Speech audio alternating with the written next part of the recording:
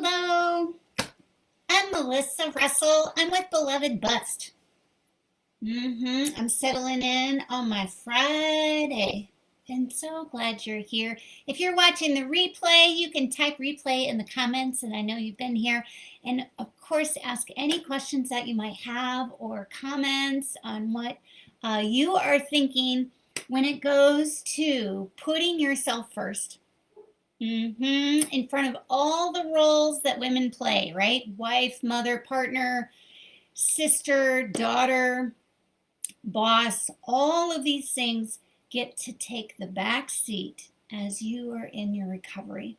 Guilt free, right? It's so, we're just raised, if you were raised and identify as a woman, there's a lot of jobs and things that we do under the behind the scenes, and they take energy, they take bandwidth, just accommodating and figuring things out. And we're going to talk about that, as well as ways that we can flip that guilt that just sort of comes in. We've been taught so well, right?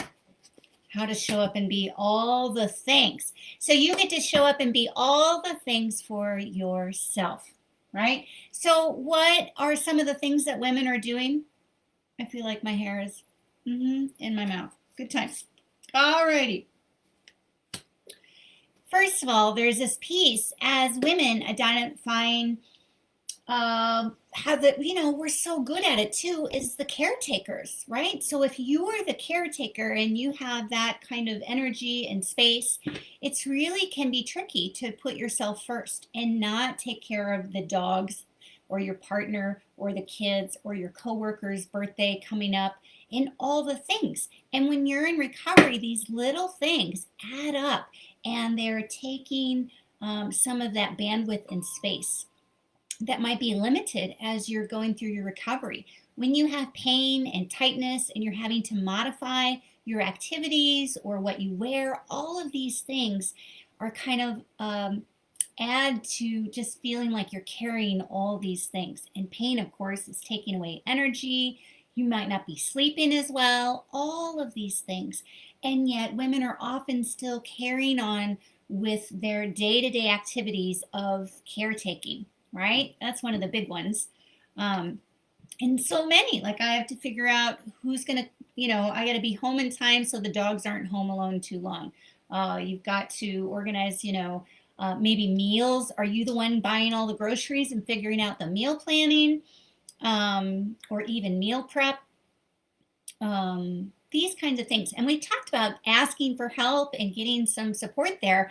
But also, can we find a place within ourselves where you can ask for help or decline the volunteer gig at school, and not feel guilty, right? Not kind of beat ourselves up about it later or feel a little shame, or add that to the list of things that we can't do anymore because we had breast cancer or we're not recovered yet. So I can't show up in these ways. So we are giving you permission to say no thank you. And also, not only just not volunteering or putting ourselves out there, but asking for help and not having to overgive on the other side of that to make up for something, like we feel like we let someone down or didn't show up in a way.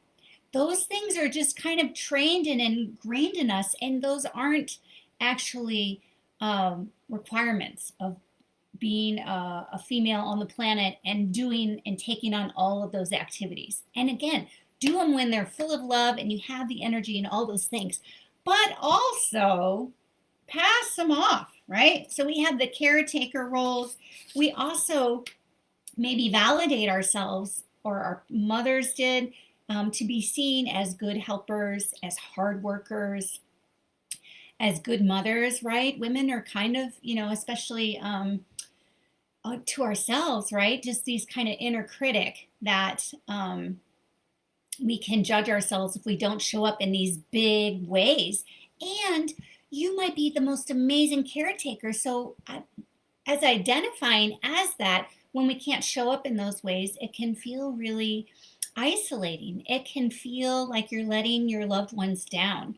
And it can feel that isolating piece because you don't maybe want to share with your loved ones of what you're going through because they're helpful, they're helping so much. I don't want them to worry about me, right? So you're carrying this like experience of having pain, of not sleeping, of feeling really of the anxiety and the stress and such. You might not be sharing that with the people you love because you don't want to burden them with that. There might be some shame around it because normally you're very strong, and not that you aren't, but just that that might put a dent in that part of ourselves, how we see ourselves, or how we have been trained to let other people see ourselves, right? We're giving, giving, giving, but not so much of asking or receiving. And so we get to learn how to receive from a place of recovery. And on the front end, that might look like you asking for help or delegating. That's the beauty of a word, right? We start delegating so that you're not doing all the things. Groceries, planning holidays or events, making those phone calls to loved ones maybe that you don't talk to that often, that once a week call or once a month you call your aunt or whatever it is. All of those things can be passed off or shared with somebody else in the family. Maybe they carry a different tone. Maybe it's not a phone call, but a note, or maybe it's a shorter call. All those things you can modify and still show up in ways that feel good and not take away from yourself in this beautiful place of recovery. So we get to delegate, you get to ask for help, right? And then watch those feelings, that inner critic that might come up and be a little chatty and a little about modifying those ways as you bring your attention to yourself, right? We are taught that that might be selfish, and that is a bad word. We sure don't want to be a woman who is seen as selfish, right? We've been taught that that is a no. So selfish. So watch if that shows up, because we can obviously, if your best friend had the same discussion and she felt selfish, you could see, right, that that's not selfish. It's important to take care of yourself. We have to take care of ourselves so then we can take care of someone else. It's sneaky though, and it shows up in those daily little activities of how we're giving ourselves away and taking care of things that maybe we can let go for a little while or just pass off or delegate. We've got the kids, whether they're in college or they're younger, whether you're driving them or figuring out how they're going to get home or just checking on them, all of those pieces. Putting ourselves and putting our needs behind those of others, right? Even the house. Like, I could be exhausted, but I'm going to take care of the house. And so I'm putting the house before my needs. And we could unpack that, right? Like, ooh, someone might come over. Not really. It's still kind of COVID-y. No one's coming over. So we can let those things go a little bit. Or again, bring someone in or pass the bucket to someone else in the house. They add to that stress level, right? We talk about this graph of threshold and overwhelm. So say you're a bucket and you're filling up with all the things you have to do, and here's the top of the bucket, and it can be the smallest thing that lets that overflow into overwhelm. So even those little things add up. So just really checking in with yourself. Does this feel like I can show up in this way? Does this feel like I'm overextending myself? Do I have to do this? Is there a different way that this can be done? Or can I not meet all the friends for brunch or whatever? Not this week. I'm not into it. I'm not feeling it. I had a big week at work, right? You get to take an inventory and see where you're at, and you get to say no if it's not landing where you need it to.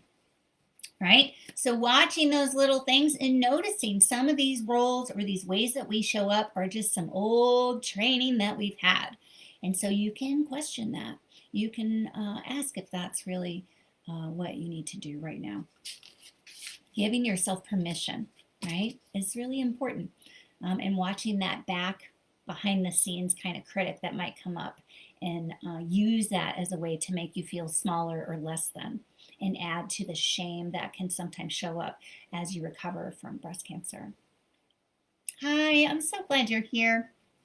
So here's the other thing. We have all these things that we have been taught to how to show up and maybe really love that part of ourselves. There's other things that we might be doing because we're avoiding something. We want to avoid to be seen as nagging or dissatisfied is not seen as a good thing for women.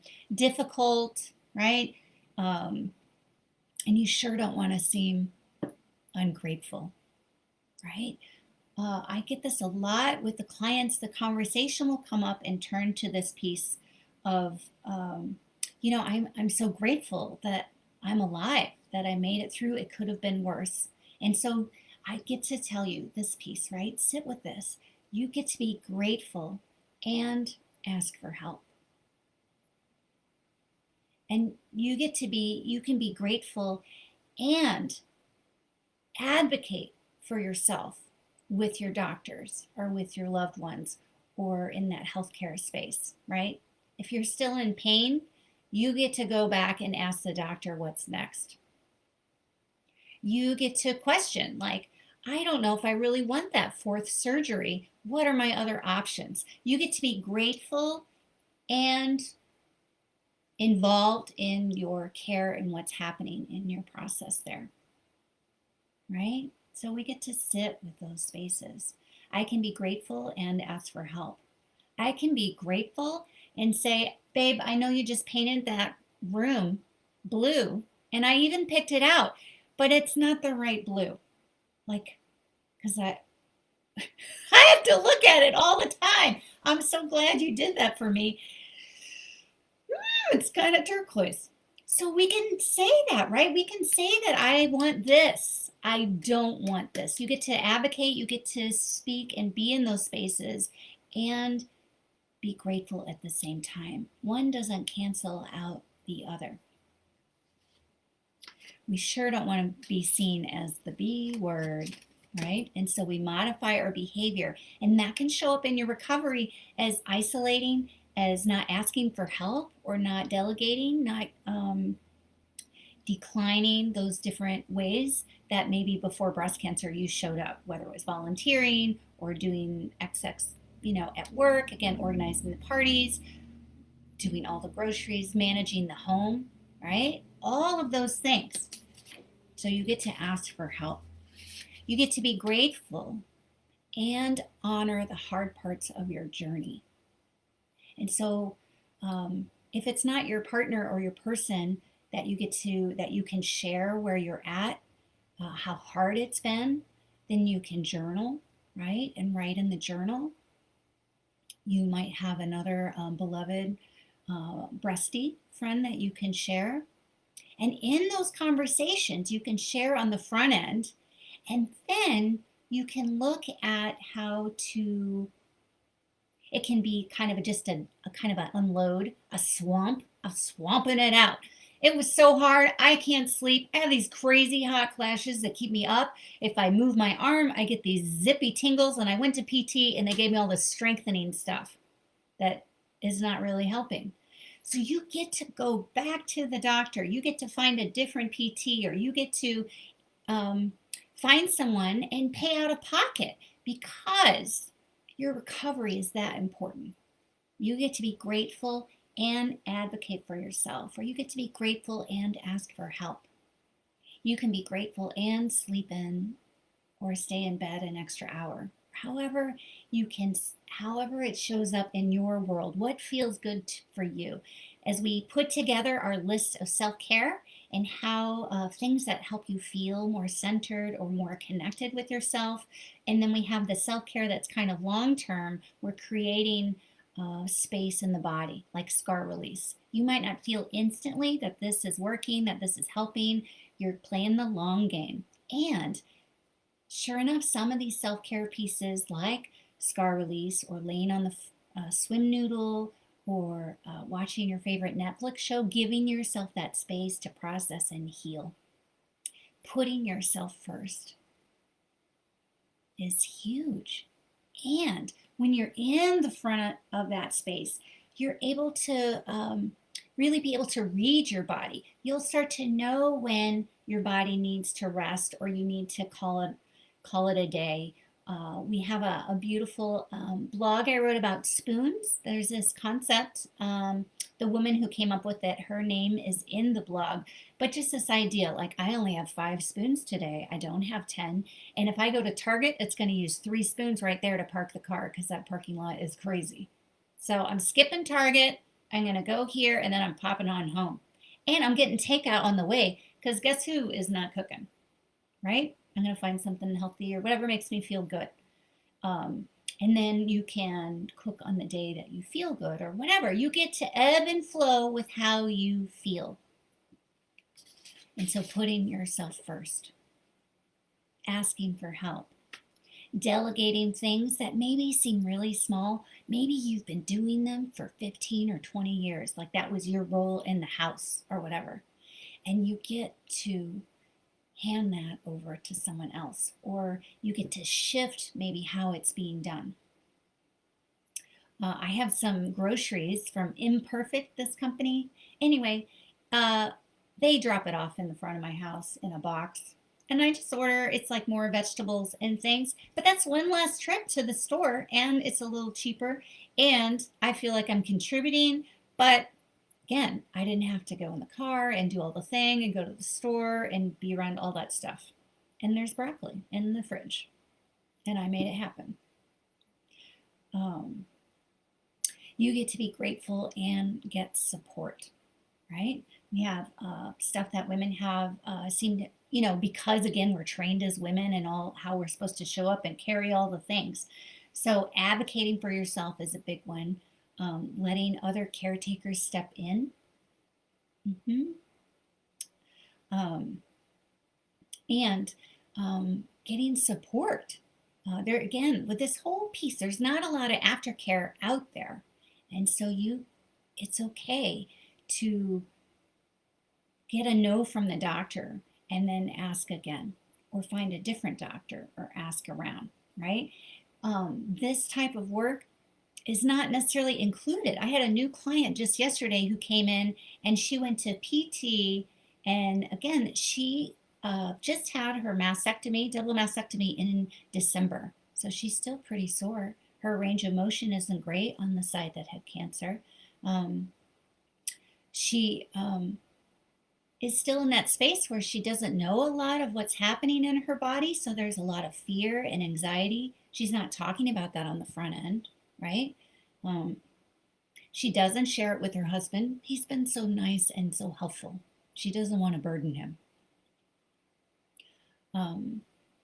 She has the loss of her breast. You might relate to this. She said she was like a double D and nursed and raised 4 kids and is a hugger.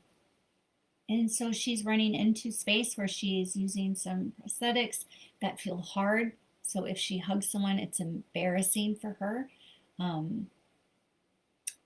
It hurts even. And she's wondering about reconstruction. But again, you're doing some research and wondering if that's for you. She doesn't talk about those things because there's a space of where she doesn't want to seem ungrateful.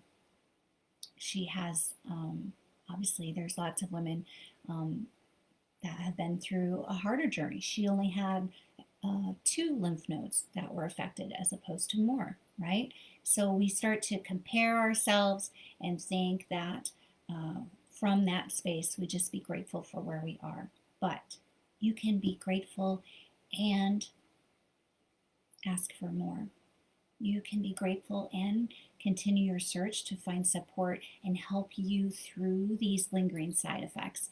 And from your breast surgeries and cancer treatments, you can be grateful, and it can be a beautiful journaling exercise. We talked about swamping, that women talk about, and just kind of dumping and all the things. And then you can make a list of gratitudes, sure, but you can also make a list of things that you can delegate or let go of, even if it's just temporary. I realized that you don't have to rinse the dish so it's clean before I put it in the dishwasher. And that made that chore so much easier. It's so weird, like tiny little things that maybe we had done before, we get to do differently. Um, Cutting down on the errands, uh, hanging out in your PJs, putting on your cozy pants when you get home. It's okay that even if you go to work all day, it's okay that you have nothing left when you get home. That'll shift and change, right? And so you get to put on your cozy pants and you get to maybe not have painful intercourse with your partner. Don't be doing that. No. There's answers for that. There's ways that you can help with that. And so you can work through that, but we don't push through it, right? So getting support, advocating for yourself, delegating and sharing some of maybe the caretaking activities that you've done in the past, and you get to focus on yourself. Guilt free. It's all you.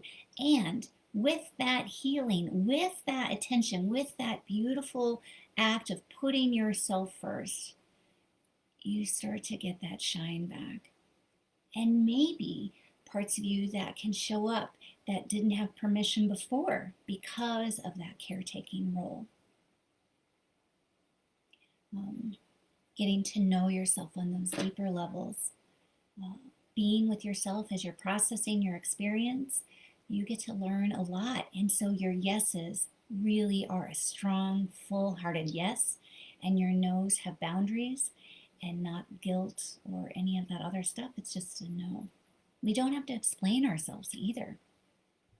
You can say no and be grateful. I can say no and not explain why or how to people. You can, of course, share it with your partner or all those people. They can help you carry some of this, and you can get more support. You can talk about your experience, and you can look at ways to heal, to create space. You can make a list of things that you're curious about. I have this kind of symptom, right? I'm not sleeping at all. I wonder what other women have been doing with this. My brain is so full of all the things, I don't even know what to do. And then I can't actually think of the thing I need to think of, right? The brain fog is real. And so we can look and break down those things separately and add and take away from what this part of you, the recovering piece, needs. Your priorities get to shift, and I encourage you to notice that piece of how you can put yourself at the top of the list and not on the bottom. And it might be very small at first, little tiny things that make a really big difference. Even just that outlook and that shift. And when you can show up and you have all that energy and you're ready, you can do that. Again, with a full-hearted yes. And we're honoring ourselves with these no's and yeses, with the inventory of checking in with ourselves and giving ourselves space to recover. And that might be unlike the healthcare industry that thinks you're good to go after 6-8 weeks, or when you get that discharge from the doctor. It's amazing. And now you're in that recovery. And so you get to modify and notice and shift and add things in your world and take things out of your world that aren't working anymore. Even if it's just temporary, but giving yourself permission to put yourself first. Advocating for yourself with your healthcare team, with your partner, with your kids, with your parents, however that shows up. Asking for help without big explanations, without feeling bad or apologizing. You've earned that space, that front seat. You get to get support without apologizing and without the guilt. And so when it shows up, you just notice our brains, and they're very trained and systematically thinking of all the things that we could be better at. And so you just notice, like, oh, you used to always visit, so and so.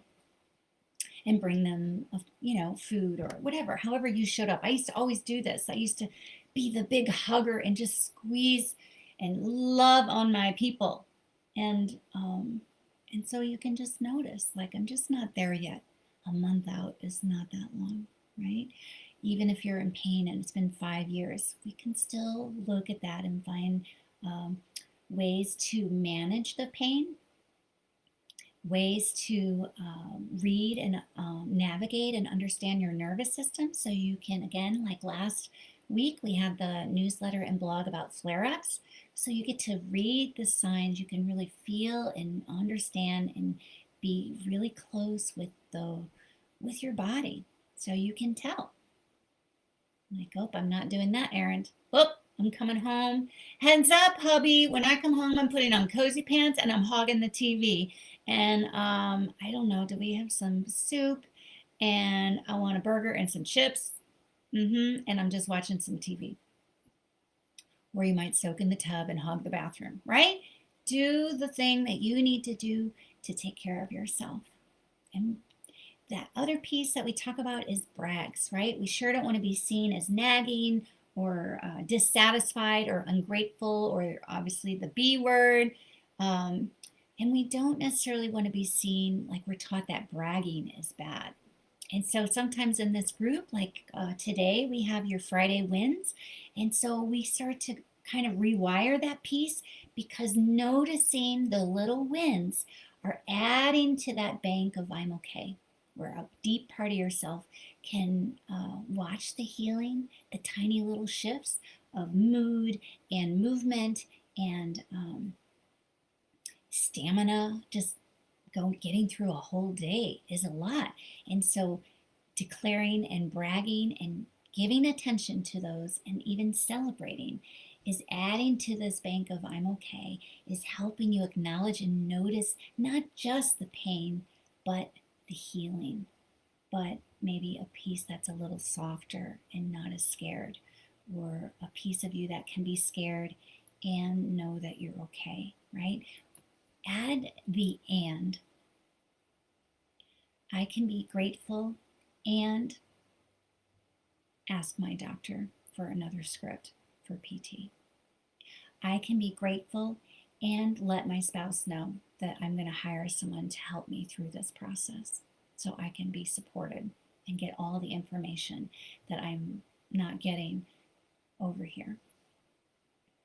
I can be the best and biggest and fullest heart caregiver, and I get to put on cozy pants and be with myself and watch TV or knit or talk to your person on the phone, or hide a little bit and just heal and write, play guitar, all those things that help you connect with yourself.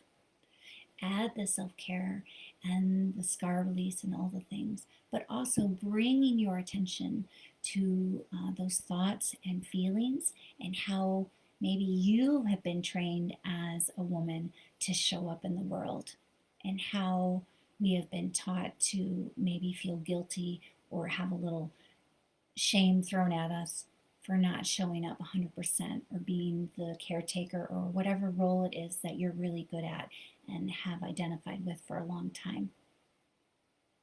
You can be the caretaker and you get to take care of yourself. You can be the person that they can depend on and say no.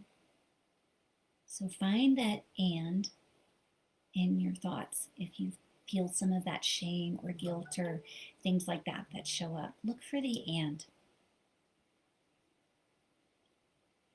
You get to be in the front of the line. And so checking in with yourself first. That can also be a like, wait, or I'm going to give you a no right now. If I change my mind, I'll reach out. And so you're not on the hook. You're also not still there, this thing that you have to do or decide or reach back to them. So you can put the no on the front end and then switch it around if it shows up in that moment that you're good and ready and want to. Wait is beautiful.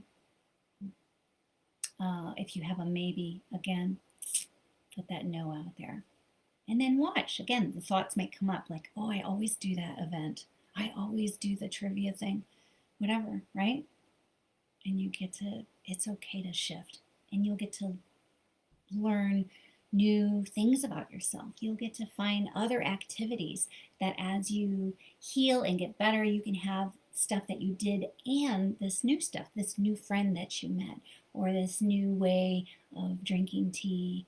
All of these little pieces that you're learning how to cope right now or how to be with yourself as you're recovering are pieces that are helping you put yourself first.